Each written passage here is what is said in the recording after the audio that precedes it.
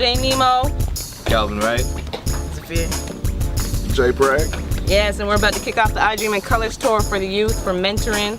This is for education, this is for literacy, this is for health and wellness. Come join us on the tour, get fit, get excited, mentor some kids, do something good for the youth, build a positive future. Here we go. Hi, I'm Kevin Cook, and on behalf of Winthrop Women's Basketball, we're happy to be here supporting Coach Jay and the Nemo Group. What an outstanding organization.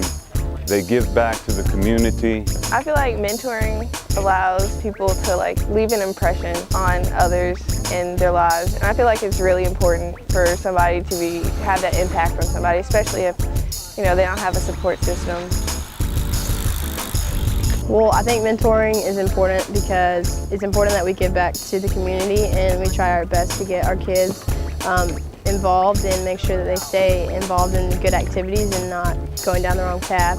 I think being a mentor is important for kids that don't really have a good support system or a family that's behind them, and being a mentor doesn't just affect their lives, but it also affects yours.